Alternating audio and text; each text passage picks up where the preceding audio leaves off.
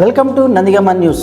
మరి నందిగామకు సంబంధించి శివాలయానికి సంబంధించి ఏదైతే కోనేరు ఉన్నదో గత 13 రోజుల నుంచి కూడా హిందూ సంఘాలన్నీ కూడా ప్రతిరోజు కూడా ఏదో కార్యక్రమం చేయటం, ఆ కోనేరుని వెంటనే మరి తొలగించి కోనేరులో ఉన్నటువంటి ఆక్రమణలు ఏవైతే ఉన్నాయో వాటన్నింటినీ కూడా తొలగించి మరి శివాలయం తెప్పోత్సవం జరిగే విధంగా కోనేరుని హిందూ ప్రజలందరికీ కూడా అప్పచెప్పాలని చెప్పేసి గత 13 రోజుల నుంచి కూడా ఈ కార్యక్రమాలు నిర్వహిస్తా ఉన్నాం.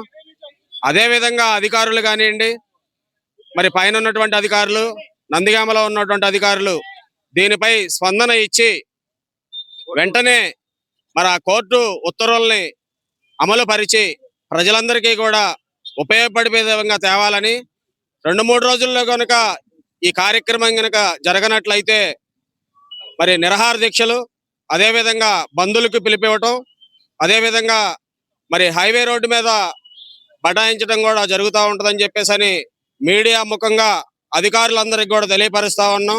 దయచేసి హిందువులకి మీరు సమాధానం చెప్పండి.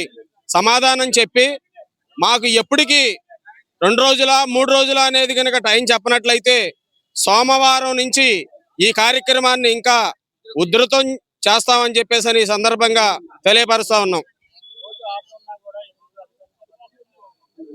కోర్టు పోయిన నెల 18కి ఆర్డర్ వేయడం జరిగింది. మళ్ళీ వాళ్ళు పిటిషన్ వేసినప్పటికీ ఆ పిటిషన్ కూడా కోర్టు కొట్టివేసి ఎట్టి పరిస్థితుల్లో కూడా జిల్లాలో ఉన్నది ఒకే కోనేరు, కొన్ని వందల సంవత్సరాల నుంచి స్వామికి దాంట్లో తెప్పోత్సవం జరిగిన ఆనవాళ్లు ఉన్నాయి.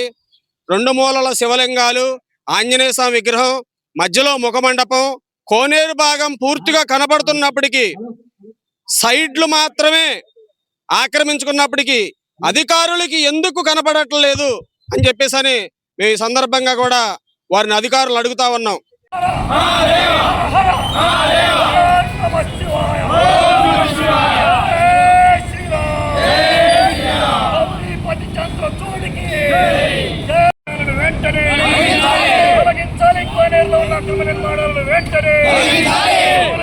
హైకోర్టు ఉత్తర్వులను వెంటనే